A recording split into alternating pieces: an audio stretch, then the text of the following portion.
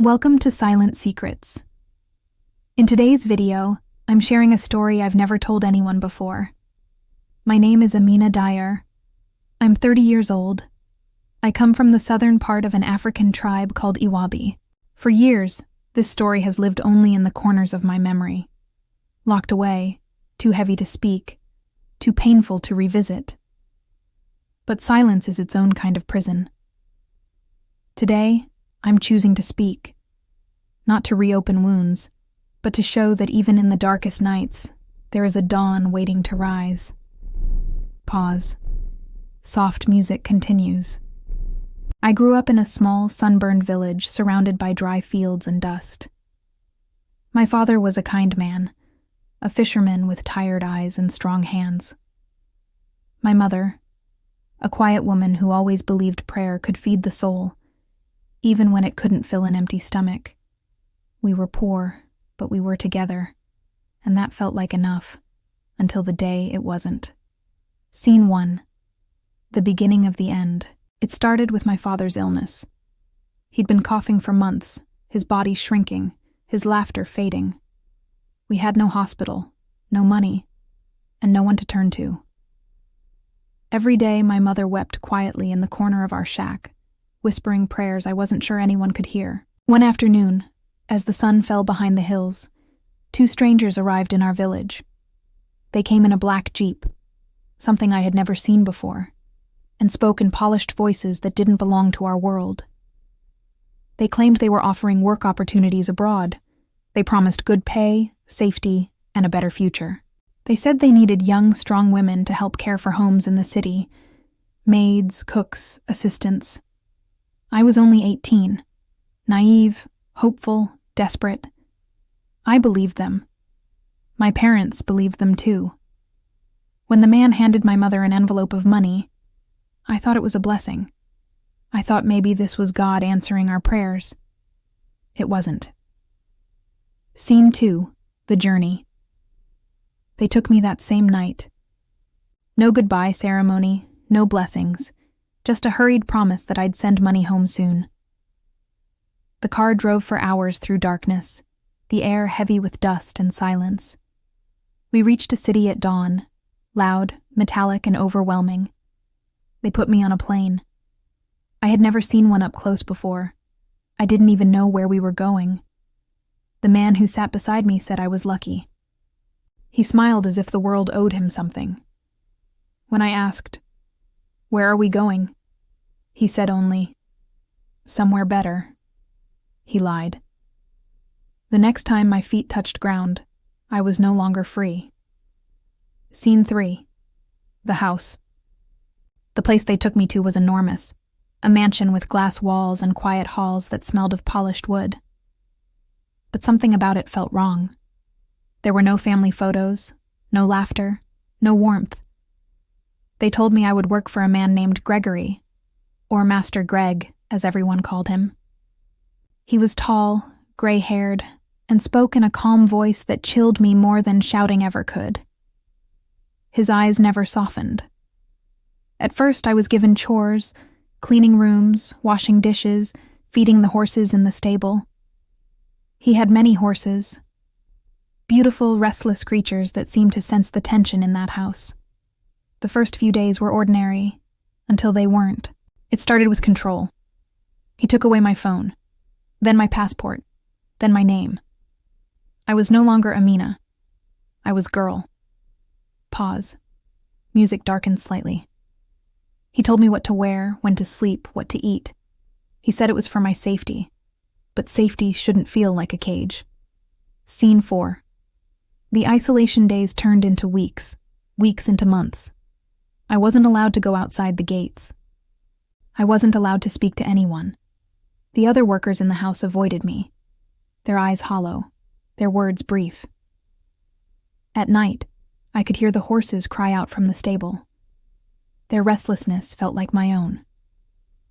Sometimes, when I closed my eyes, I imagined my mother lighting a candle back home.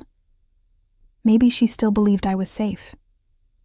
I used to whisper into the darkness, "Mama, I'm still here." But no one ever answered. Scene 5. the breaking point. There's a moment in every prisoner's life when silence becomes too heavy to carry. For me, it was the night Gregory locked me in the storage room because I had broken a plate. The room was cold, concrete, and windowless. I stayed there for 3 days. No food, no light, just the sound of my own heartbeat. On the 4th day, when the door finally opened, I wasn't the same. Fear had built a wall around my soul. I stopped crying. I stopped hoping. But deep inside, a small ember remained. The stubborn will to survive. That ember would one day save my life. Scene 6. The plan. Months later, a new worker joined the house, an older woman named Maria. She was quiet, always careful with her words.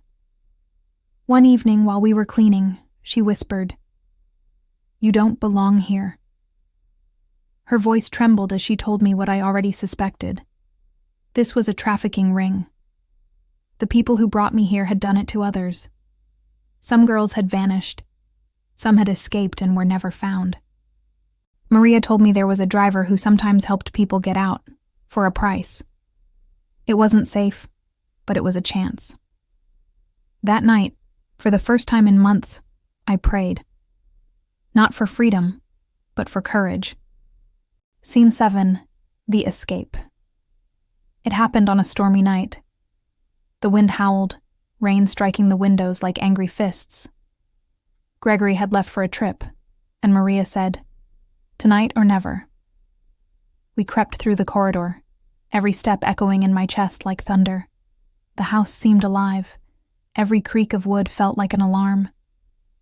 When we reached the gate, the driver was waiting, headlights dim, engine running. Maria squeezed my hand and whispered, "Run." And I did. For the first time in nearly 2 years, I ran like my life depended on it, because it did. The car sped off into the darkness. Behind us, I could see the mansion fading, a ghost disappearing into the rain. Scene 8. The road to freedom. We drove through the night, crossing borders I didn't recognize. Eventually, we stopped in a small town. The driver handed me a bag. Inside were a few clothes, some food, and an address written on paper. He said, "There's a woman there who helps people like you." Her name was Angela. She worked with an organization that rescued trafficking victims. For the first time, someone called me by my real name. "Amina," she said gently. "You're safe now." I cried for hours, not because I was free, but because I finally believed it. Scene 9. Healing freedom, I learned, isn't a moment. It's a process. The nightmares didn't stop immediately. Sometimes I'd wake up in the middle of the night, drenched in sweat, hearing imaginary footsteps behind me. But Angela was patient. She taught me how to read and write properly. She introduced me to other women who had escaped similar horrors. Together, we rebuilt what had been broken. We laughed again, slowly. We learned to trust again. We found pieces of ourselves that we thought were lost forever. I worked hard, first in small shops, then as an assistant. Then eventually, I opened my own small business sewing clothes. Every stitch felt like reclaiming a part of myself. Within years, I became known in my community. Not as a victim, but as a survivor. Scene 10. A new beginning. 10 years have passed since that night. I now live in a quiet home overlooking the sea. Sometimes, when I stand on my balcony and feel the wind brush my face, I close my eyes and whisper, "You made it, Amina." I never saw Maria again, but I carry her memory like a prayer. I later learned she didn't make it out. Every time I help another woman find freedom, I do it for her. For all the girls who never got to tell their stories.